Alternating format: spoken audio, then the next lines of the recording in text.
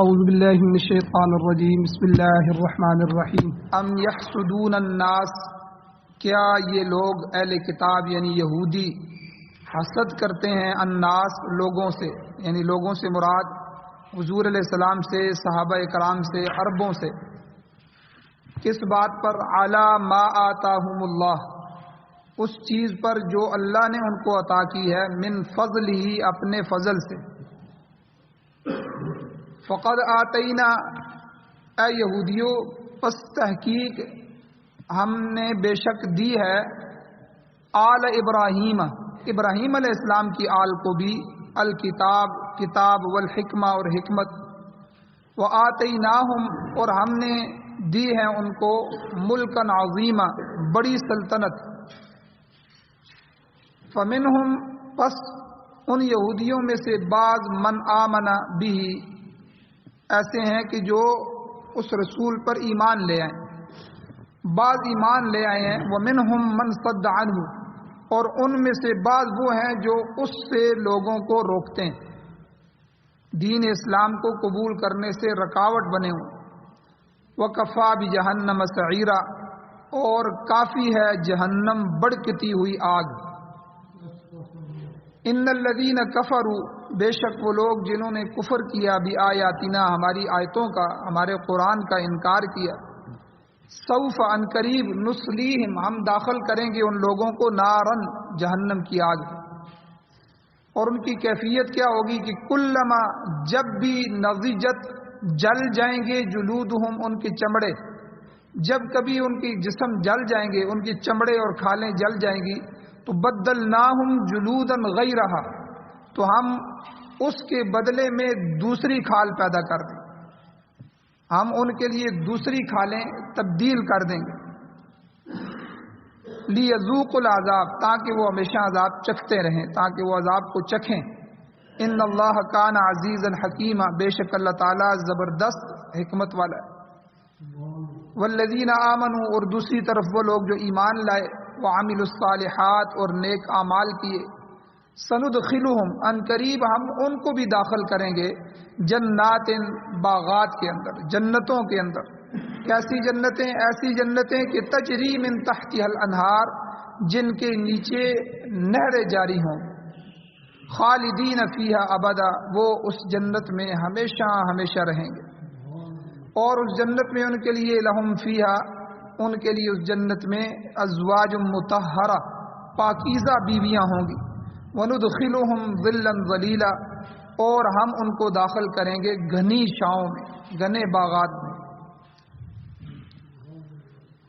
سورۃ النساء کی آیت نمبر 54، 55، 56 اور 57، 4 آیتیں آپ کے سامنے تلاوت ہوئی ہیں۔ ان آیات کے 1-2 درس پیچھے بیان ہو چکے ہیں، آج ان کا تیسرا درس ہے۔ پچھلے درسوں کا خلاصہ یہ ہے کہ حضور علیہ الصلوۃ والسلام نے اور اللہ نے حسد سے منع فرمایا۔ حسد ہماری اس امت میں بھی اور شریعت میں بھی حرام ہے، اس کے بارے میں بہت سی احادیث کل کے درس میں گزر چکی۔ تو اللہ تعالیٰ نے اہل کتاب کی بعض جو قباحتیں تھیں، برائیاں تھیں، بیماریاں تھیں، تو بد فطرتیاں تھیں، ان میں سے ایک قباحت اللہ نے حسد کی بیان کی، کہ وہ حسد کی آگ میں جل رہے ہیں۔ حضور علیہ السلام پر ایمان کیوں نہیں لائے؟ جب حضور پر ایمان نہیں لائے تو ظاہر بات ہے دین کا بھی انکار کیا، شریعت کا بھی انکار کیا، قرآن کا بھی انکار کر دیا۔ تو اس کی وجہ یہ ہے کہ ام یحسدون الناس، کیا وہ لوگ حسد کرتے ہیں ان لوگوں سے، صحابہ سے، حضور سے، علی ما آتاہم اللہ من فضلی، اس پر حسد کرتے ہیں جو اللہ نے ان کو عطا کیا۔ کل تعریف گزری ہے حسد کی، کہ حسد کہتے ہی اسے ہیں کہ کسی آدمی کو اللہ نے مال دے دیا، نعمت دے دی، اور مکان دے دیا، دولت دے دی، دکان کارخانہ دے دیا، مویشی فصلیں دے دی، یا کوئی چیز بھی مل گئی، تو دوسرا آدمی وہ دل میں یہ تمنا کرے کہ اس آدمی کے پاس یہ چیز نہیں رہنی چاہیے، یہ اسے ملی کیوں ہے۔ اب بعض تو ایسے خسیس قسم کے لوگ ہوتے ہیں جو بد دعائیں کرتے ہیں، بعض ایسے ہیں جو اس کو ذلیل کرنے کی کوشش کرتے ہیں، اور بعض ایسے ہوتے ہیں جو جادو ٹونا کرنے سے بھی باز نہیں آتے۔ یہ چیز یہ تباہ ہو جائے، یہ اس سے نکل جائے، یہ اتنی بری بیماری ہے حسد۔ تو البتہ اس کے مقابلے میں جو غیبتہ ہے، غیبتہ ترغیب رشک جسے کہتے ہیں، یہ جائز ہے۔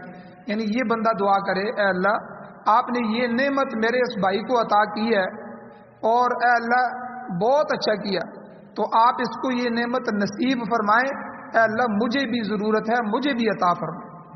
یہ غیبتہ ہے، یہ جائز ہے کہ اس چیز کی خواہش کرے لیکن اللہ سے مانگے، دوسرے بھائی سے اس کے زوال کی نہ کوشش کرے، نہ اس کے لیے دل میں ایسی بات رکھے کہ یہ نعمت اس سے چھن جائے، ضائع ہو جائے۔ تو اس لیے یہ حسد جو ہے یہ یہودیوں میں کوٹ کوٹ کے بھرا ہوا تھا۔ اب وہ اس انتظار میں تھے کہ بنی اسرائیل میں سے آخری نبی آخر الزمان آئیں گے، لیکن وہ تو بنی اسماعیل میں سے آگے، تو اس بات کے حسد نے ان کو تباہ کر دیا۔ تو اللہ تعالیٰ نے پھر آگے فرمایا، ترغیب بھی دی، فقد آتینا ابراہیم آل ابراہیم الکتاب، اے یہودیوں کیا ہم نے آل ابراہیم کو کتاب نہیں دی؟ تمہاری نسل میں سے کتنی کتابیں آئی ہیں، تورات زبور انجیل بنی اسرائیل میں ہی تو آئی ہے۔ پھر والحکمہ، ہم نے حکمت بھی اسی خاندان میں رکھی، خاندان بنو اسحاق میں، بنو یعقوب جسے بنی اسرائیل بھی کہتے ہیں، اور بڑے بڑے دانشور اور صاحب علم حضرات ہم نے پیدا کیے، بڑے بڑے پیغمبر پیدا کیے۔ وآتیناہم ملکا عظیما، بڑی بڑی سلطنتیں ہم نے اس خاندان کو دی۔ یوسف علیہ السلام کی مصر کی حکومت کتنی مشہور ہے، سلیمان علیہ السلام کی حکومت تو مثالی حکومت ہے، اس جیسی حکومت تو دنیا میں کسی کی اس کے بعد نہیں آئی اور نہ قیامت تک آئے گی۔ یہ سارا کچھ تو بنی اسرائیل میں آیا۔ پھر داؤد علیہ السلام اور حضرت طالوت رحمۃ اللہ علیہ، ان جیسے حضرات جو ہیں اتنے بڑے بڑے پیغمبر اور بڑے بڑے بادشاہ جو ہیں وہ بنی اسرائیل میں آئے۔ اب اگر جو ہے ایک پیغمبر بنو اسماعیل میں آ گیا تو اس میں تمہارے جلنے کی کیا ضرورت ہے، تمہیں حسد کرنے کی کیا ضرورت ہے تو یہ بھی آل ابراہیم میں سے نا، ابراہیم علیہ السلام کی آل میں سے، ایک بیٹے اسماعیل ہیں، ایک بیٹے اسحاق علیہ السلام ہیں۔ اسحاق علیہ السلام کی لڑی سے اتنے پیغمبر آ گئے ہیں، 3 کتابیں ان کو مل گئی ہیں، یوسف علیہ السلام، پھر موسیٰ علیہ السلام، پھر عیسیٰ علیہ السلام، پھر داؤد علیہ السلام، ان پر کتابیں اتری ہیں، اور 4000 سے زائد انبیاء جو ہے بنی اسرائیل میں آئے۔ اب اسماعیل علیہ السلام کی نسل میں سے ایک پیغمبر اگر آ گیا ہے تو یہ تو آل ابراہیم ہی ہے، تمہارے اپنے ہی ہیں، یہی خاندان ہے، تو اس لیے تم حضور کو تسلیم کرو، قرآن مجید کو تسلیم کرو۔ لیکن ان بدبختوں نے ضد تعصب کی وجہ سے، دل کے حسد اور بغض کی وجہ سے حضور علیہ السلام کا انکار کر۔ اب اسلام کی اعتدالی دیکھیں، اسلام ایک معتدل مذہب ہے۔ اگر کوئی آپ کا دشمن بھی ہے، کافر بھی ہے، اگر اس میں کوئی اچھی باتیں ہیں تو اسلام کہتا ہے کہ ان اچھی باتوں کا اقرار کرو۔ اور ہمارے ہاں عادت کیا ہوتی ہے کہ جب کسی کو دوست بنا لیتے ہیں، کچھ ہوتا ہے اچھائی بیان کرتے رہتے ہیں، ایک آدھ بات کوئی ایسی ہو جائے تو پھر بس وہ عورتوں کی عادتوں کی طرح بس ساری محنت پر پانی پھیر جاتا ہے، ہر چیز اس کی برائی بیان کرنے میں لگ جاتا ہے۔ یہ عورتوں کی، حضور علیہ السلام نے حدیث میں ارشاد فرمایا کہ عورت کی فطرت یہ ہے کہ اس کی عادت یہ ہے، آپ اس کے ساتھ بھلائی کریں، ساری زندگی اس کے ساتھ معاملات اچھے رکھیں، ایک دفعہ کمزوری آ گئی تو وہ کہے گی تو میں نے تو اس گھر میں سکون دیکھا ہی نہیں ہے۔ یہ خود حضور نے فرمایا، حدیث موجود ہے۔ تو یعنی میں نے تو کبھی سکون ہی نہیں دیکھا، ساری زندگی تو میری کسی نے سنی ہی نہیں ہے۔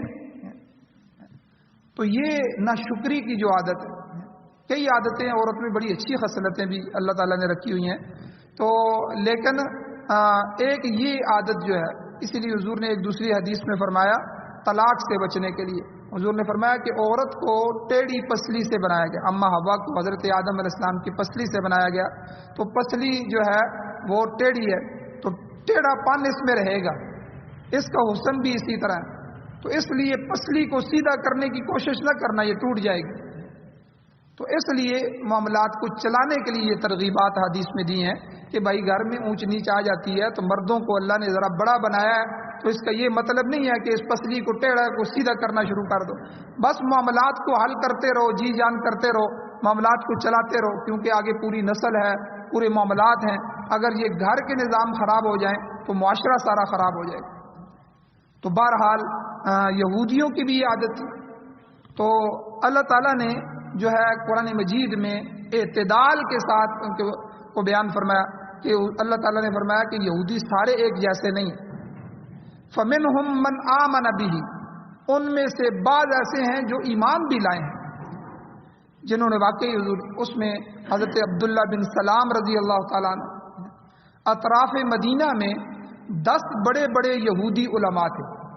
ان میں سے یہ عبداللہ بن سلام ایک یہودی بڑے علماء میں سے تھے، جو ان کی کتابوں کے سارے حافظ تھے اور بڑے علماء. بلکہ حضور علیہ السلام کی حدیث موجود ہے، حضور نے ان 10 بڑے علماء کے بارے میں فرمایا تھا اگر یہودیوں کے یہ 10 بڑے عالم مسلمان ہو جاتے ہیں، ایمان لے آتے ہیں، تو روئے زمین پر کوئی یہودی بھی نہیں بچے گا، سارے ایمان لے آئیں. یعنی پوری دنیا کا یہودی انہی 10 بڑے علماء کو دیکھ رہا تھا کہ یہ کیا کہتے ہیں، یہ کیا کرتے ہیں. ان میں سے ایک بڑے عالم عبداللہ بن سلام رضی اللہ تعالیٰ عنہ وہ ایمان لے آئے، مسلمان بھی ہو گئے. تو اللہ تعالیٰ نے ان کی تعریف فرمائی. اور کچھ یہودی دوسرے بھی مسلمان ہوئے. اللہ نے فرمایا فَمِنْهُمْ مَنْ آمَنَ بِهِ، ان میں سے بعض ایمان بھی لائے. لیکن وَمِنْهُمْ مَنْ صَدَّ عَنْهُ، ان میں سے بعض ایسے ہیں جو ایمان لانے سے لوگوں کو روک رہے ہیں، وہ لوگوں کو روکتے ہیں. اب یہودیوں کے علماء نے لوگوں کو روکنے کے لیے 2 طریقے اختیار کیے، کیونکہ ہر قوم میں یا تو جاہل آدمی ہوتے ہیں یا پڑھے لکھے ہوتے ہیں. یعنی کچھ ایسے لوگ ہوتے ہیں جن کو اپنے عقیدے کا بھی نہیں پتہ ہوتا، بس چل رہے ہوتے ہیں، نہ بلد نہ واقف قسم کے لوگ. کچھ ایسے ہوتے ہیں جن کا علماء کے ساتھ اٹھنا بیٹھنا ہوتا ہے، سننا سنانا لگا رہتا ہے، تو وہ کچھ نہ کچھ عقائد، کچھ اپنے معاملات جانتے ہیں. تو یہودیوں میں بھی تھے، ہر قوم میں ایسے لوگ ہوتے ہیں. اب ان دونوں طبقوں کو روکنے کے لیے الگ الگ ہتھیار یہودیوں نے اپنایا. اب ان میں سے جو ان پڑھ لوگ ہوتے، ناواقف لوگ ہوتے، وہ بھی آ کے اپنے علماء سے پوچھتے بھائی ہمیں بتائیں، یہ ایک آدمی آیا ہوا ہے مدینہ میں، یہ نبوت کا دعویٰ کر رہے ہیں، یہ وہی نبی آخر الزمان ہے؟ وہ کہتے جی نہیں یہ وہ نہیں ہے، ان کی صفات اور ہیں، ان کی صفات اور ہیں. یہ اچھا ہمارے کتابوں میں لکھی ہوئی ہیں، بھائی کتابوں سے پڑھ کے آپ کو دکھا رہے ہیں، یہ صفتیں ان میں موجود نہیں ہیں. رک جاتے، ان کی جو ہے ایمان رک جاتا. اور جو پڑھے لکھے لوگ ہوتے ان کے لیے انہوں نے اپنی کتابوں میں تحریف کر دی. جہاں حضور کی صفات لکھی ہوئی تھی کہ حضور کی آنکھیں ایسی ہوں گی، انہوں نے بدل کے اس کے الٹ لکھ دیا کہ ایسی ہوں گی. کالی آنکھیں لکھی ہوئی ہیں، انہوں نے کہا دیا وہ نیلی آنکھوں والا نبی ہوگا. اگر ان کی صفات میں لکھا ہوا تھا ان کے بال سیدھے ہوں گے، تو انہوں نے لکھ دیا ان کے بال گنگریالے ہوں گے. تو یعنی کتاب میں تحریف کر دی، کیونکہ یہ تو ہمارے ساتھ اٹھتے بیٹھنے والے لوگ ہیں، اہل علم لوگ ہیں، ٹھیک ہے، ان کو کچھ نہ کچھ پتہ ہے. اب یہ ہم سے آگے پوچھیں گے، ہم ان کو کتاب دکھائیں گے کہ نہیں دیکھو یہ تو یہ صفات موجود ہے، اور یہ صفات سے آگے دیکھیں گے وہ تو حضور میں نہیں ہوں گی، یہ ایمان سے رک جائیں گے. تو یہ چالیں. ومنہم من صد عنہ، ان میں بعض ایسے ہیں جو اپنی ضد میں اڑے ہوئے ہیں، اور اکثریت ان میں سے ایسے ہیں، اور ان کے متعلق پہلے بھی گزر چکا ہے، سورہ بقرہ میں آئندہ بھی آ رہا ہے. اکثرهم الفاسقون، ان میں سے اکثر نافرمان تھے، حاسد، بغیض اور ضدی اور الٹے دماغ کے لوگ تھے. اور دین سے روکنے میں یہود و نصارہ سب سے آگے ہیں. اور یاد رکھیں یہ ہر وقت اس کوشش میں لگے رہتے ہیں کہ کسی طرح مسلمانوں کو ان کے دین سے برگشتہ کر دیا جائے، دین سے واپس لوٹا دیا جائے، ان کو کفر میں داخل کر دیا جائے. اور اس مقصد کے لیے ہم اپنے دین کے لیے، اپنے مدارس کے لیے 1 روپیہ دینے کے لیے تیار نہیں ہیں.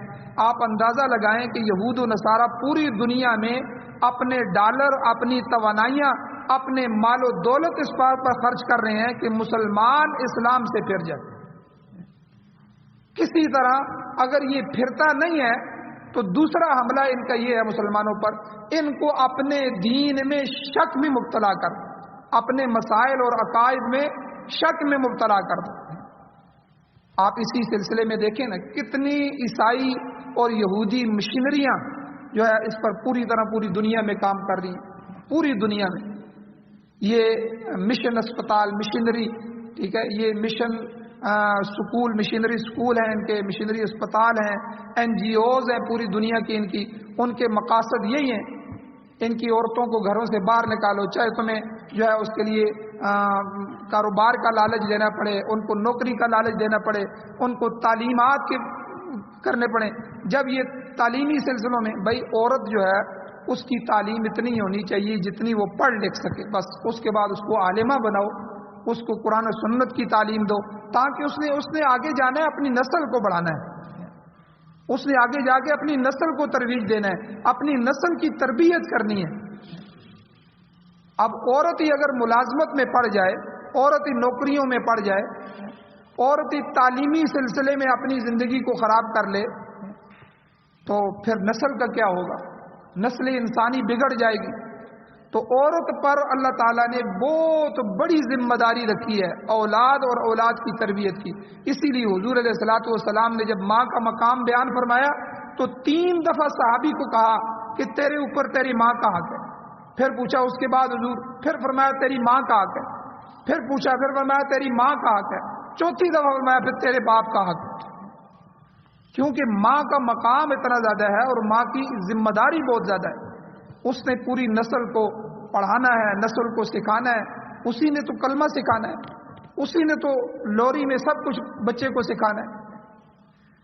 اور یہ ساری ذمہ داریاں، خرچے، اخراجات، نان نفقے، شریعت میں نکاح ہی کرنا جائز نہیں ہے جو بیوی کے نان نفقہ پورا نہ کر سکے، حرام ہے۔ شرعی مسئلہ سمجھ لیں کہ وہ آدمی جو ایک مکان نہیں بنا سکتا اور جس کے پاس نوکری نہیں ہے، جو اس کو صبح دوپہر شام 3 ٹائم کا کھانا نہیں کھلا سکتا، 2 موسم کے کپڑے نہیں دے سکتا اس کے لیے شادی کرنا حرام ہے، نکاح کرنا۔ بھائی یہ نان نفقہ جو ہی اس کا نکاح ہوتا ہے یہ خاوند پر فرض ہو جاتا ہے، اس پر اس کا فرض ہے کہ وہ اس کو پہلے دے۔ تو یہ شریعت کے مسائل ہیں۔ تو اس کی وجہ کیا ہے کہ ہم جو ہے اگر اولاد کی تربیت نہیں ہوگی، دینی معاملات کی طرف کی تربیت نہیں ہوگی، تو آنے والی نسلیں جو ہے وہ تباہ و برباد ہو جائیں۔ آج چھوٹے چھوٹے بچوں کے ہاتھوں میں موبائل ہیں، ٹھیک ہے، چھوٹے چھوٹے بچے ایسے معاملات کر رہے ہیں کہ بندہ جو ہے وہ حیران ہو جاتا ہے۔ ایسی بات منہ سے نکلتی ہے کہ جو ہے بندہ بڑا آدمی بھی سوچنے پہ مجبور ہو جاتا ہے کہ اس نے بات یہ کیا کر دی۔ تو کیا ہے کہ آج ہم ان کے جسم کو تو پلا رہے ہیں، جسم کو تو کھلا رہے ہیں، اس کو تو ہم نے ذمہ داری سمجھی ہے کہ بھئی ان کو اچھا کھانا مل جائے، ان کو اچھا کمرہ مل جائے، ان کو AC مل جائے، ان کا جسم پل جائے، لیکن روح ہماری بیمار ہو گئی۔ روحانی جتنی بیماریاں، جھوٹ ہمارا بچہ بول رہا ہے، غیبت ہمارا بچہ کر رہا ہے، چغلیاں ہمارا بچہ کر رہا ہے، گانے ہمارے سامنے وہ گا رہا ہے، گالیاں ہمارے سامنے وہ دے رہا ہے، یہ روحانی بیماریاں ہیں۔ تو اس کی کون تربیت کرے گا؟ جسم پل رہا ہے، موٹے سے موٹا ہو رہا ہے، خوبصورت سے خوبصورت ہو رہا ہے، اور روح مرجھا رہی ہے، بیمار ہو رہی ہے۔ قیامت والے دن فیصلہ جو ہوگا وہ روح کی معاملات پہ ہوگا۔ اسی لیے روح کی جو تسکین ہے اللہ تعالیٰ نے ایمان میں رکھ دی ہے، اسلام میں رکھ دی ہے، قرآن میں رکھ دی ہے، ذکر اللہ میں رکھ دی ہے۔ جتنا آپ ذکر کریں گے آپ کا دل باغ باغ ہو جائے گا، جتنا توجہ سے نماز کی طرف متوجہ ہوں گے، اللہ کی ذات کا دھیان رکھ کے، اللہ سے ملاقات کی نیت سے، وہ ساری نماز کی جتنی بھی دعائیں ہیں اور نماز کے اندر جتنی بھی تسبیحات ہیں ان کا ترجمہ جان کے اللہ سے گفتگو کرنے کی نیت سے، تو اتنا ہی انشاءاللہ آپ کی نماز کے اندر پختگی آئے گی اور آپ کے ایمان کی تازگی پیدا ہوگی۔ آج تو ہم تو صرف جو ہے فرض کو سر سے اتارنے کی بات کرتے ہیں، 1 منٹ لیٹ ہو جائے تو تب بھی گھڑی کو دیکھتے ہیں۔ پہلے مولوی صاحب 8 منٹ لگاتے تھے، آج تو کل تو 10 منٹ لگا دیتے ہیں۔ تو یعنی حالانکہ یاد رکھیں جو بخاری اور مسلم شریف کی صحیح احادیث ہیں ان میں جو نبی علیہ السلام کی جو صبح کی نماز آتی ہے نا، صبح کی نماز کی جو صورتیں لکھی گئی ہیں، سورہ قاف، 1 رکعت میں حضور سورہ قاف پڑھتے تھے، 1 رکعت میں سورہ یاسین پڑھتے تھے، یعنی یہ کم از کم بھی 35-40 منٹ کی نماز بنتی ہے حضور کی۔ یہ تو ہم بہت رعایت کر کے 10-12 منٹ میں، اور لوگ 10-12 منٹ کی بھی پڑھنے کے لیے تیار نہیں۔ یعنی جو سنت نماز ہے فجر کی اور ظہر کی نماز میں حضور علیہ السلام سورہ فجر پڑھتے تھے اور اسی طرح بڑی بڑی صورتیں ہیں. تو یہ ظہر کی نماز بھی 15 سے 20 منٹ 22 منٹ کی بنتی ہے اگر انہی صورتوں کو پڑھا جائے جو احادیث میں صحابہ نے لکھی ہیں کہ حضور فجر میں یہ صورتیں پڑھتے تھے, حضور ظہر میں یہ صورتیں پڑھتے تھے, حضور عصر مغرب عشاء میں یہ صورتیں پڑھتے تھے. عشاء کی نماز بھی حضور کی لمبی ہوتی تھی, تو فجر زیادہ لمبی ہوتی تھی. تو اس لیے یعنی ہمارا توجہ نہیں ہے, دھیان نہیں ہے. تو یہودیوں کو بھی اللہ تعالیٰ نے یہی کہا کہ ان میں سے بہت سارے ایسے ہیں جو بغض اور حسد کی وجہ سے الٹے دماغ کے ہیں اور دین سے روکنے والے. اور کیا کیا یہودی آج بھی مسلمانوں کو جو ہے دین میں شک میں مبتلا کرنے کے لیے, اور ایک تو ان کی مشینریاں کام کر رہی ہیں, ایک NGOs کام کر رہی ہیں ان کی, ایک انہوں نے اسکول بڑی جگہ جگہ. یہ مشرف جو ہے یہ عیسائی مشنری اسکول سے پڑھا ہوا تھا, آپ دیکھیں اس کا ذہن پھر کہاں گیا. یعنی ہمارے ملک میں بھی مشنری صلیبی اسکول چل رہے ہیں جو وہ پادری چلاتے ہیں اور وہ بچوں کو صبح صبح وہی جو ہمارے اسپتالوں میں دعائیں کرائی جاتی ہیں وہی کراتے ہیں, اور پھر اس میں آہستہ آہستہ یعنی اپنی عیسائیت کی تبلیغ نہیں کرتے, آہستہ آہستہ وہ اپنے معاملات اور یہود و نصارہ سے محبت اور اپنے دین میں شک پیدا کر دیتے ہیں مسائل. پھر یہی نوجوان بڑے ہو کر کچھ کیا بن رہا ہے کچھ کیا بن رہا ہے. اور اسی طرح ایک ان کا جو جال ہے یہود و نصارہ کا وہ مستشرقین کا فتنہ ہے. یاد رکھیں ہمارے لوگ دین کو ان سے سیکھ کے آ کر پھر یہاں سکھائیں. اس کو کہتے ہیں مستشرقین, کہ مشرق والوں کا علم مغرب والوں سے حاصل کر کے آئیں. انہی میں آپ دیکھیں ڈاکٹر ذاکر نائک اور ڈاکٹر جاوید احمد غامدی پاکستان میں, یہ انجینئر مرزا آیا ابھی, اور اسی طرح ان کے کوئی استاد نہیں, کوئی علماء سے نہیں پڑھا, انہوں نے کسی مدرسے سے نہیں پڑھا. اور ایک عورت ہے فرد ہاشمی, تو عورت کی تو آواز ہی سننا مرد کے لیے جائز نہیں ہے, وہ غیر محرم کی آواز وہ درس بھی دیتی ہے, کئی لوگ سنتے ہیں. وہ گلاسکو یونیورسٹی سے اس نے اسلامک کی یونیورسٹی ڈگری لی ہے. آپ دیکھیں گلاسکو آسٹریلیا اور یورپ کے اندر جو یونیورسٹیاں ہیں جن کو اسلام یہودی استاد پڑھا رہے ہیں, یعنی قرآن کی تفسیر عیسائی استاد پڑھا رہا ہے. اب وہ کیا پڑھائے گا؟ اب وہ تحقیق کے نام سے کہ بھائی آپ تحقیق کرو, آپ پڑھے لکھے لوگ ہو, ان جاہل مولویوں کے پاس نہ جاؤ. حالانکہ بھائی جو چیز جس کے پاس چلی آ رہی ہے, اب صحابہ اکرام تابعین تبع تابعین آگے اولیاء اللہ علماء اکرام ایک تسلسل سے چیز چلی آ رہی ہے. سونا جو ہے وہ آپ کو سنیار کے پاس ملے گا, سبزی والے کے پاس تو سونا نہیں ملے گا.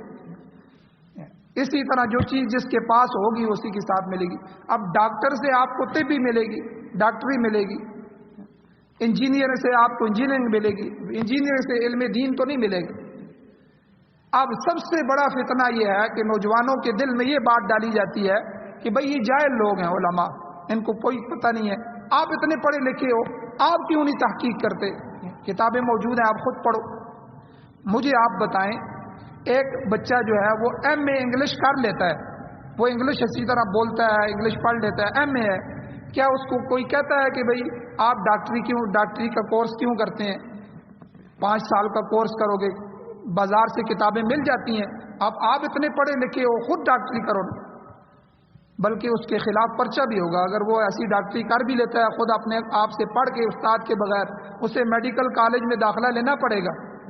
بے شک اس نے MA کیا ہوا ہے, انگلش میں کیا ہوا ہے, ڈبل ماسٹر کیا ہوا ہے, جو مرضی کیا ہوا ہے, لیکن اسے ڈاکٹر بننے کے لیے استادوں کے سامنے سے گزرنا ہوگا.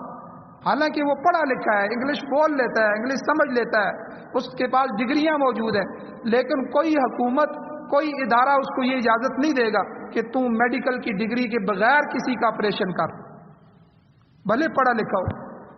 ایک موچی کا کام سیکھنے کے لیے بھی 6 مہینے موچی کے پاس بیٹھنا پڑتا ہے, استاد کے پاس بیٹھنا پڑتا ہے کہ جو ڈنگا میں لگاؤں گا ٹانکا وہ ٹیڑھا نہ ہو جائے, پترا اور اوپر والی چیز آپس میں مل جائے, اس کو بھی سیکھنے کے لیے وقت لگتا ہے. بس یہ قرآن و حدیث, قرآن و سنت ہی رہ گیا, خود تحقیق کرو بغیر استاد کے, جو مرضی جو ہے وہ خود ہی تحقیق کے نام سے جاری کرتے رہو. تو یہ جتنے بھی چیزیں ہیں یہ بغیر استاد کے, بغیر علماء کے جو آئے ہیں, یہ سب کے سب بڑے بڑے فتنے. تو یہ یہود و نصارہ نے جو کام کیا ہے, انہوں نے پوری دنیا میں مستشرقین یہ لوگ ہیں ان سے یہی خدمت لے رہے ہیں. اور کس قدر افسوس کا مقام ہے کہ دین اسلام کے نام پر بننے والے پاکستان میں اب تک لاکھوں مسلمان جو ہیں وہ عیسائی بن چکے ہیں۔ پرانے زمانے میں اس قسم کا تصور نہیں ہوتا تھا، ہمارے دلوں میں پہلے مسلمانوں جیسا جذبہ ایمان باقی نہیں ہے۔